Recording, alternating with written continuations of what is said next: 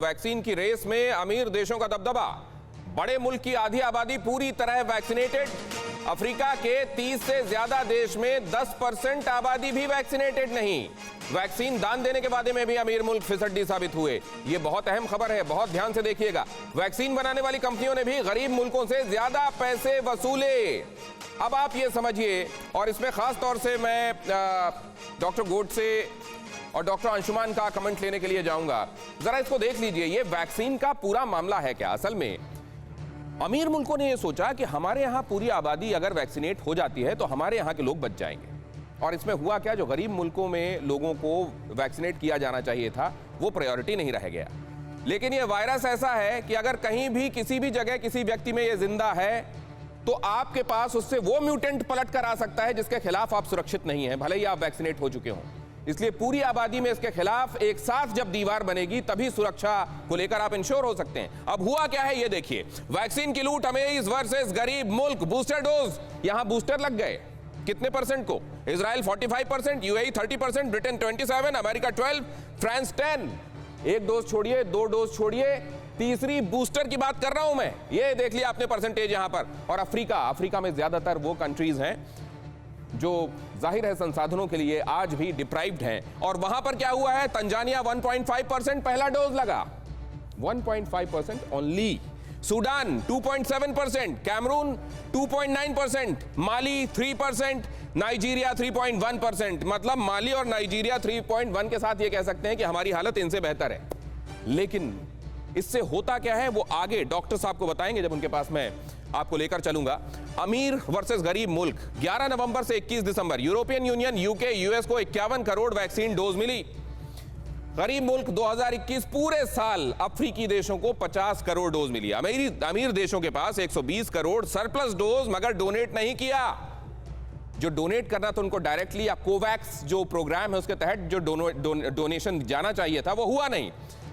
अब देखिए यहां पर हुआ क्या है, G7 देशों में 10 करोड़ डोज बगैर इस्तेमाल की ही एक्सपायर हो गए। और कहा यह जा रहा है जो 120 करोड़ डोज पर ये कुंडली मारकर बैठे हुए मुल्क हैं, इनके 80 करोड़ डोज ऐसे ही बर्बाद हो जाएंगे, एक्सपायर हो जाएंगे। 2022 तक एक्सपायर होने वाली डोसेज 80 करोड़ पार हो सकती हैं। मतलब न किसी के काम आई, न खुद इस्तेमाल कर पाए, लेकिन संसाधनों को लेकर उसमें कुंडली मारकर बैठने का भाव ऐसा कि उसको अपने पास समेट कर रखना चाहते हैं। वादा खिलाफी वैक्सीन वाली कैसे हुई है, जो कोवैक्स की बात मैं कर रहा था आपको, जो वैक्सीन डोनेट करने की बात हो रही थी, उसमें अमेरिका ने जो वादा किया था और जो निभाया उसमें बहुत बड़ा फर्क है। लेकिन इस मामले में चाइना सबसे बड़ा फर्क के साथ सामने आया, और हो भी क्यों नहीं, वो समझ में आता है। यहां पर अमेरिका ने कहा क्या था कि हम देंगे 110 करोड़ और उसने दिया कितना है 27.2, 27.2 करोड़। मतलब कुल कहे हुए का 25% उसने डोज डोनेट की हैं उन मुल्कों को जहां संसाधनों का अभाव। चीन वादा और निभाया, 85 करोड़ का वादा, निभाया 8.9 करोड़। क्यों? ठीक होने देगा वो लोगों को दुनिया भर में अपनी बादशाहत इस रोग के दम पर वो चाहता है। जर्मनी 17.5 करोड़, 2.4 करोड़ दिया, 14% का वादा निभाया। फ्रांस 12 करोड़ बोला, 2.2 करोड़, सिर्फ 18% का वादा निभाया। और इस हिसाब से अगर आप देखें तो यह स्पष्ट हो जाता है कि गरीब मुल्कों तक अगर ये डोसेज वक्त पर पहुंच जाते, और हिंदुस्तान ने आपने देखा ये इनिशिएटिव लेकर किया अपने जहां पर जिन जगहों पर शायद उसका समझौता नहीं था वहां पर भी पहले अपने यहां के लोगों को कई बार पीछे रखते हुए वहां डोसेज भेजने का काम किया। इसके लिए यहां की सरकार को क्रिटिसाइज भी किया गया, लेकिन इससे इंटेंशंस दिखाई देते हैं कि आपके दूसरों को लेकर इंटेंशंस क्या हैं। 29 नवंबर 2021 तक 274 करोड़ डोज देने का वादा किया गया था।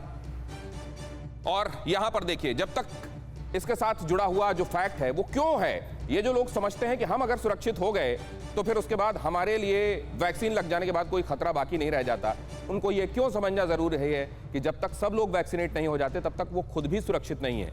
जब तक सभी लोग वैक्सीनेट नहीं हो जाएंगे वो खुद भी सुरक्षित नहीं, क्योंकि दुनिया में कहीं भी अनवैक्सीनेटेड लोग होंगे तो वैक्सीनेटेड के लिए वो जो नए वेरिएंट्स बनेंगे, म्यूटेशंस बनेंगे, जो आपकी इस तरीके से आई हुई इम्यूनिटी को स्किप मार के आपके शरीर में फिर से घुसेंगे, वो आपके लिए परेशानी बनते रहेंगे। जब तक सभी को बराबरी से वैक्सीन नहीं मिलेगी तब तक वायरस के नए वेरिएंट आते रहेंगे, और इस तरीके से वो बीमारी कभी ना खत्म होने वाला एक चक्र बन जाएगी नए म्यूटेशंस और वेरिएंट्स की वजह से। और ये बात अफ्रीका में कोरोना का नया वेरिएंट मिला, पहले बीटा वेरिएंट भी दक्षिण अफ्रीका में मिला। ये देखिए, ये क्यों बता रहा हूं मैं आपको, मैंने आपको अफ्रीका में होने वाले, अफ्रीकन कंट्रीज में होने वाला जो वैक्सीनेशन है उसका परसेंटेज दिखाया था। वहां कम लोगों को वैक्सीन लगी है और इसीलिए वायरस को वहां रहने ह्यूमन बॉडी को उसको मिलती है, बहुत दिनों तक होस्ट में रहता है, खुद को म्यूटेट करता है और नए नए फॉर्म्स में बाहर आता है। इसीलिए वहां से इन वेरिएंट्स के निकलने का सिलसिला जारी है। तो आप खुद को वैक्सीनेट कर लें। ये जो विकसित मुल्क हैं, ये जो संसाधनों को अपने आप में समेट कर रखना चाहते हैं, ये खुद को वैक्सीनेट कर लें।